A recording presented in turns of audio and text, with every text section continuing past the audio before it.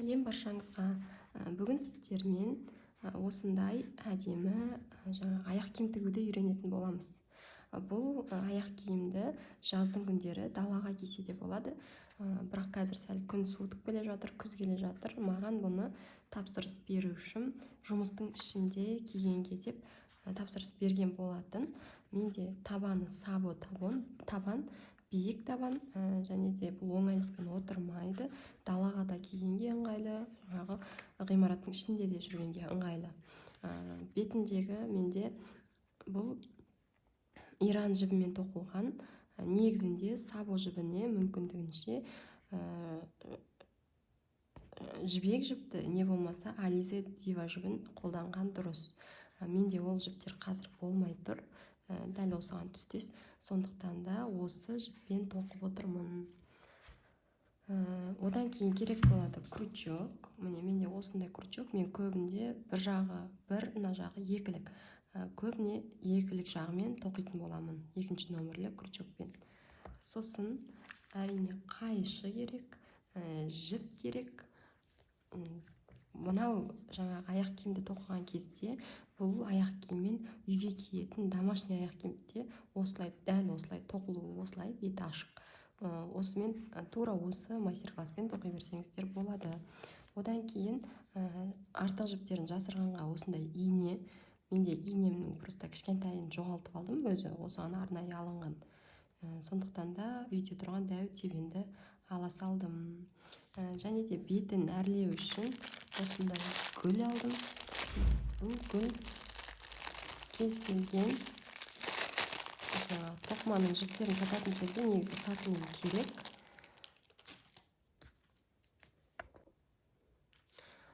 Бұл гүлді мен жаңағы осы табандарды алған жерден бірге сатып алған болатынмын.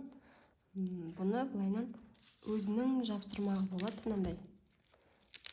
Мынаған тігеміз. Сосын мына жерде мінеки наклейка, мынаны алсаңыздар, мынау жаңағы іші наклейка. Сол наклейканы мынаған жапсырамыз да, одан кейін мынаның бетіне бүйтіп қоямыз. Бұл гүлдің артықшылығы бізде жуған кезде осылайынан мынаны алып тастасаңыздар болады. Егер аяқ киімдеріңіз кірлік болса, алып тастайсыздар да, осылай тұрған жерінен жуып алып, одан кейін қайтадан орнына кепкеннен кейін жапсырып қоясыздар. Сонда осындай әдемі аяқ киім пайда болады. Олай болса бастаймыз. Үстіп жібімізді екі қабаттап алып аламыз. Жіпті екі қабаттап алу үшін сыртындағы оралып тұрған жерінен бір жіптің басын аласыздар.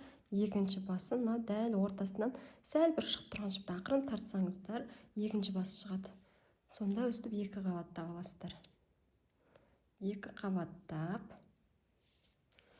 санаймыз. Тура тік кеткен жерінен бастаймыз. Мынандай қиғаш емес, тік кеткен жерінен бастап, мінеки 1, 2, 3, 4, 5. Бесінші жіптен крючогымызды өткіземіз. Сосын мына жібімізді іліп, бірге шығарып аламыз осылайынан. Мінеки. Одан кейін бір петля көтереміз. Ары қарай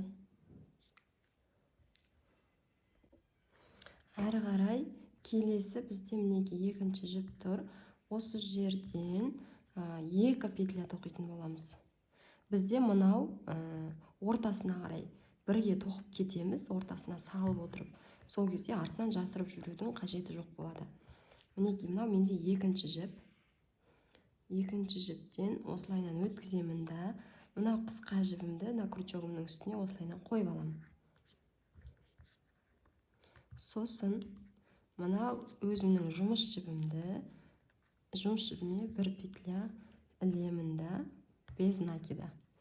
Осылайынан бір рет тоқып аламын. Келесі екінші рет тағы да тоқимын.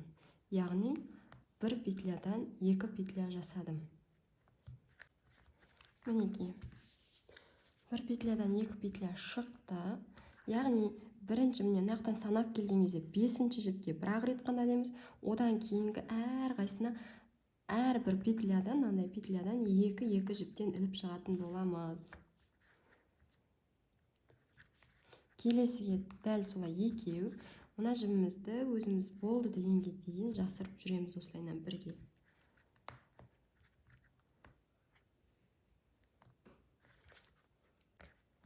Тағы да келесіге біреу,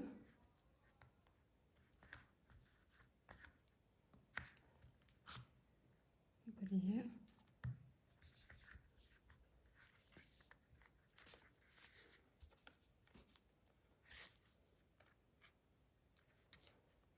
екеу.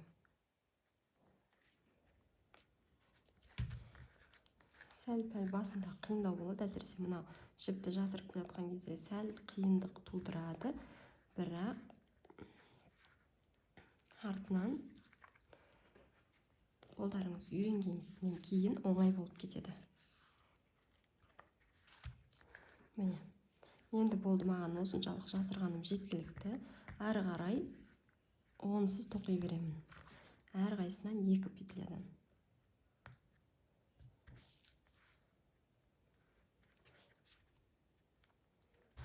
Дәл осылай айналдырып, мына басына дейін тоқимыз, пока мына жақта так, мінекей, тік кеткен бізде 1, 2, 3, 4, я?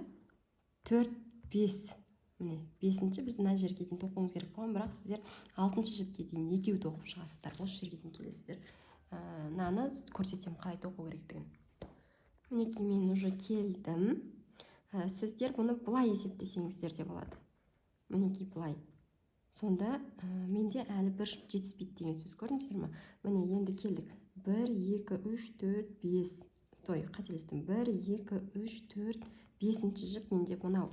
Демек, мен бұл жерден біз басында мына жақта тұрған 5-ші жіптен бір талғана жіп іліп алған болатынбыз. Мына жақта да дәл солай бір талғана жіппен аяқтаймыз.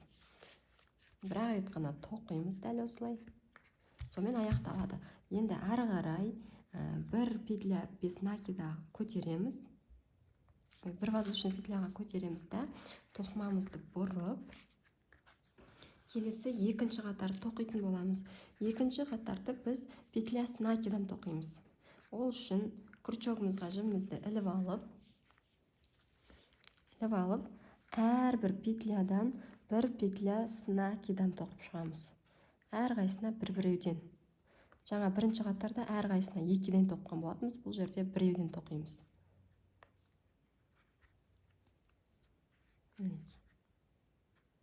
Дәл осылай кете береміз.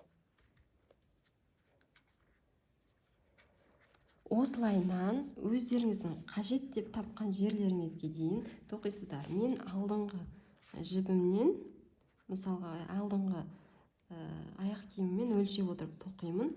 Сонда мен келемін, примерно мына жерге дейін тоқуым керек мен. Ал сіздер өздеріңізге қалай ыңғайлы, солай тоқыңыздар. Бірақ мүмкіндігінше жоғарырақ тоқсаңыздар, аяққа кигенге ыңғайлы, яғни жоғарырақ дегенім сәл мына жаққа қарай ше, былайынан. Кейбіреулер болады, осы жерден аяқтайтын ше, осындай жерлерден. Бірақ ол кезде аяқ уже алдыға қарай шығып кетеді. Ал былайынан тоқса, мынау дәлме-дәл келіп тұрады. Ол менің өзімнің практикамнан алынған. Менде де болған, осындай жерге дейін тоқып тастап, аяғының басынандай болып, жаңағы кішкене сүйкімсіздеу көрінеді. Ал егер осылайынан сәл мына жаққа дейін алып келіп тоқитын болса, ол сәл әдемірек көрінеді. Олай болса, осы жерде кездесеміз. Мінекей, мен былай қарай тоқып алдым. Қазір бұны ары қарай көрсетпес бұрын, жаңа айтып өткенімді түсіндіріп өтейін. Міне, осылайынан, мысалға біздің аяғымыз болса, бұл киілген кезінде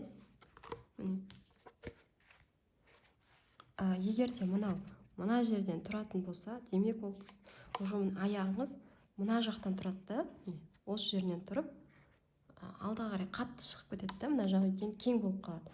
Ал егер дәл осылайынан тұратын болса, сіздің аяғыңыз қатты бір басы шықпайды, әдемі болып көрінеді. Ойынан жай ғана саусақтарыңыздың басы ғана шығып тұрады. Но зато әдемі. Мынау сияқты саусақтарыңыз бүйтіп жалпып жан жаққа қарай шығып кетпейді. Мінекей, мына жерге дейін келдім. Соңғы жіпті тоқимын. Петля без накида. Тоқып алдым. Міне, осылайынан енді бір воздушный петляны көтереміз да, осы жерден қатты ұзын емес, қысқарақ етіп жібімізді кесіп тастаймыз. Содан тартамыз бүйтіп. Мына беті бітті. Енді біз дәл осылай екінші бетін тоқуымыз керекпіз. Бірақ екінші бетін біз мына басынан емес, мына басынан бастаймыз.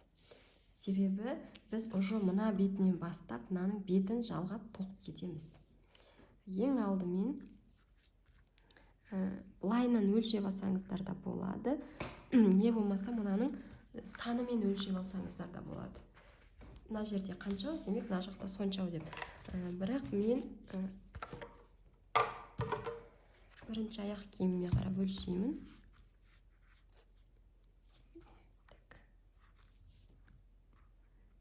Міне, примерно мына жер.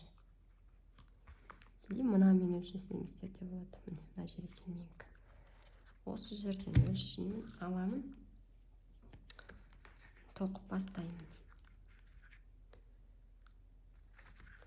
Бір воздушный петля, жұмыс жібімді шығарып аламын осылайынан. Екі воздушный петля. Әрі қарай петлясын накидам. Мен әрбір петляда дәл мына жақ сияқты, петлясын накидам мен мына жаққа дейін тоқып шығамыз. Соңына дейін. Бірінші мына бетін қалай тоқыдық, дәл солай тоқылады. Мына жіпті бірге жасырып кетуді ұмытпаңыздар. Себебі соңынан бұл сіздерге жұмыс болады кәдімгідей. Міне бір, келесі тағы тоқимын, қарасаңыздар өзі анық көрініп тұр. Міне дәл осылай қатардың соңына дейін тоқып шығамыз.